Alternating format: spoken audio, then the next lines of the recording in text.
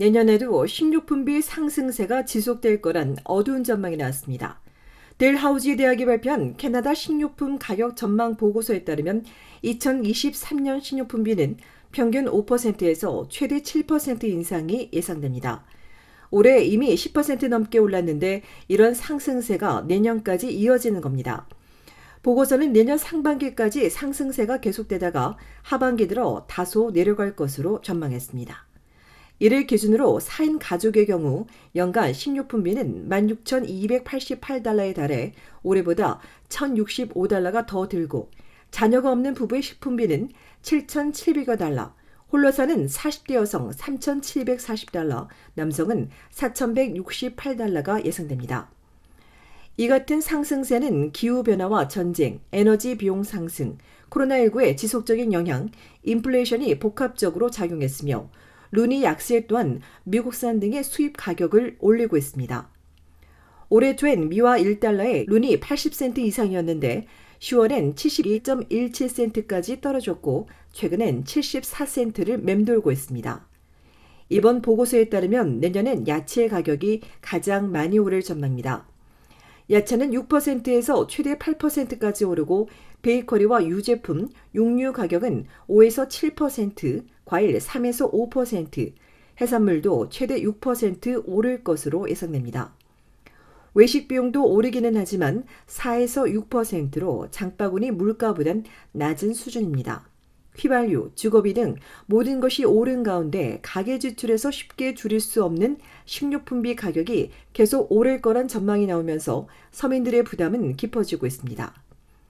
특히 푸드뱅크 이용이 이미 사상 최고치에 도달했는데 내년 가격 상승세가 이어지면 의존도가 더 높아져 캐나다인 10명 중 2명이 푸드뱅크 등 기관에 의지하게 될 것이라고 전문가는 우려했습니다.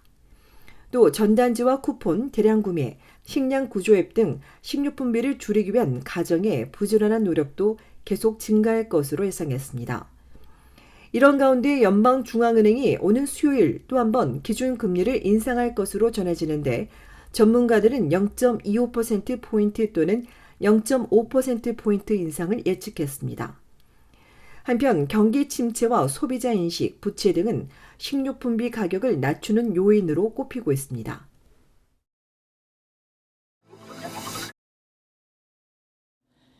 미국의 최대 온라인 소매업체인 아마존에 대한 소비자 불만이 커지고 있습니다.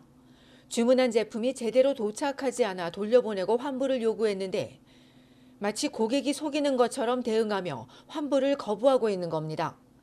엘버타주 캘거리의 한 학생은 690달러짜리 그래픽 카드를 구입해 상자를 열었는데 주문한 제품은 온데간데 없고 모조품만 있었습니다. 받은 그대로 반품, 환불을 요구하자 아마존은 제대로 보냈다고 우기며 정품을 보내지 않으면 환불해 줄 수 없다고 답변했습니다. 증거 사진을 보내고 설명했지만 반품을 폐기했다는 아마존 답변에 학생이 붙이는 모욕적이라며 아마존이 증거를 인멸했다고 비난했습니다.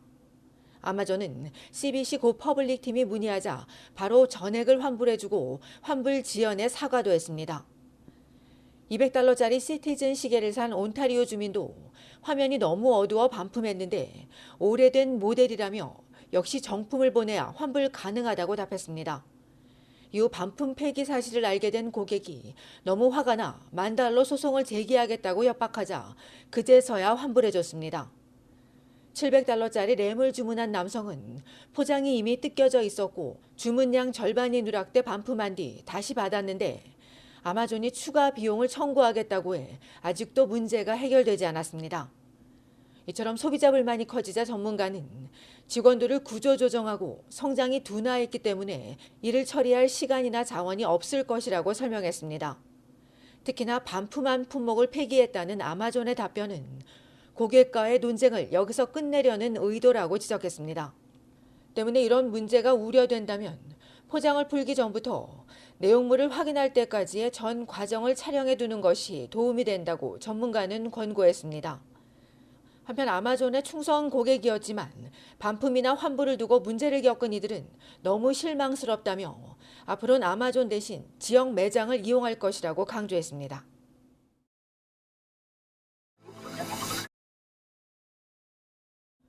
온타리오주 보수당 정부가 자동차 보험료를 제대로 규제하지 않는다는 지적이 나왔습니다.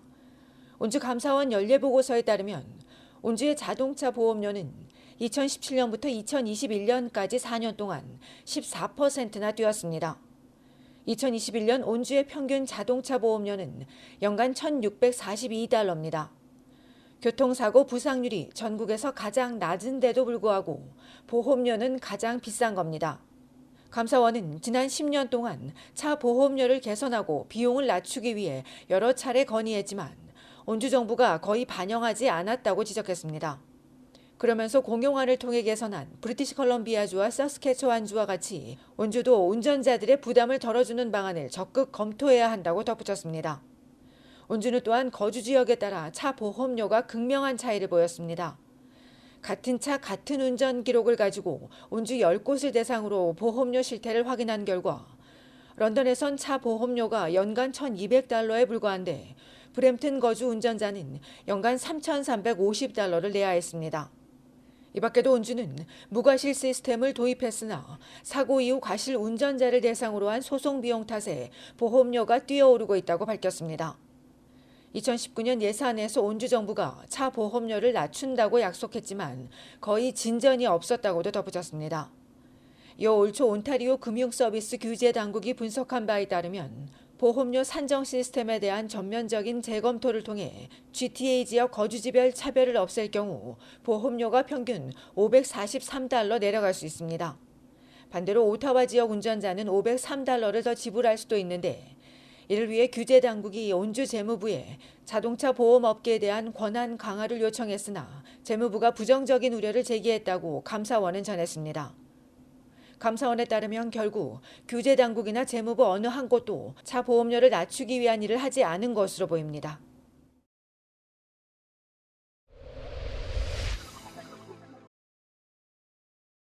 온타리오주 미시사가의 한 주유소에서 총기 살인 사건이 발생했습니다.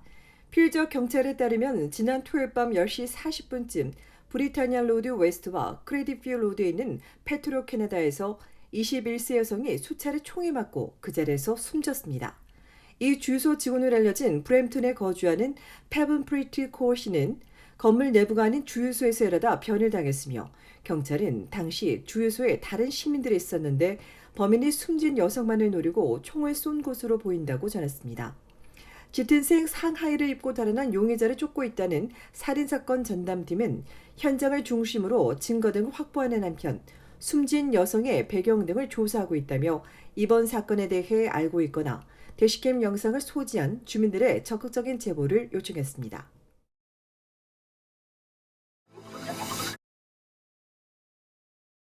온타리오주 5만 5천 명의 교직원 노조가 정부의 단체 협상안을 수용하기로 하면서 파업 우려가 종결됐습니다. 오늘 오전 10시 교직원 노조 대표는 노조원 5만 5천 명 중 76%인 4만 1,559명이 찬반 투표에 참여해 73%인 3만여 명이 찬성하면서 길었던 협상에 종지부를 찍었다고 밝혔습니다. 4년간 새 협상안에 따라 일반 근로자 임금은 시간당 1달러 인상 또는 연간 3.59%가 인상되고 저임금 근로자는 총 17% 인상될 예정입니다. 노조 대표는 임금 인상에 대한 교섭은 끝이 났지만 부족한 인력에 대한 충원과 교육 시스템 개선을 위해 정부와 계속 투쟁해 나가겠다며 이제 시작이라고 강조했습니다. 이번 교섭 과정에서 정부가 번복 권한 카드를 꺼내들자 노조도 이틀 동안 파업을 강행하며 팽팽히 맞섰으나 양측이 한 발씩 물러나며 지난달 20일 교섭안에 잠정 합의했고 24일부터 어제까지 노조원의 온라인 찬반 투표가 진행됐습니다.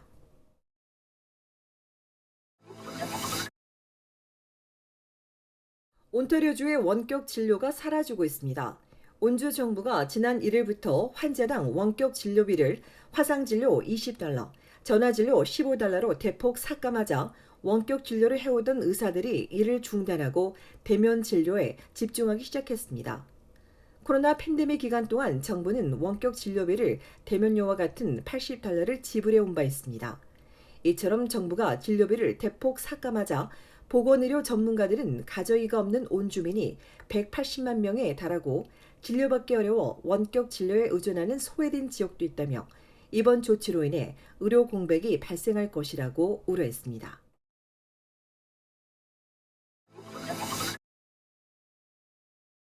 연방정부가 2023년 워킹 홀리데이 모집 정원을 대폭 증원합니다.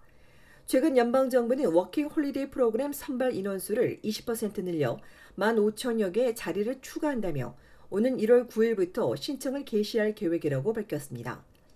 캐나다의 워킹 홀리데이 프로그램은 프랑스어권을 포함해 36개국 18세에서 35세 사이의 연령층을 초청해 최장 2년까지 일하고 여행할 수 있는 비자로 아직 나라별 정확한 인원은 나오지 않았으나 내년엔 모두 9만여 명이 초청받을 것으로 알려졌습니다. 연방정부는 더 많은 국제 청년들에게 워킹 홀리데이 기회를 제공해 관광산업 등 1년안을 겪고 있는 여러 분야에 도움을 줄 수 있을 것이라고 강조했습니다. 한편 2022년 한국의 지원자는 18,000여 명으로 이 중 7,500여 명이 초대장을 발급받고 비자는 4,000여 명에게 발급된 것으로 전해졌습니다.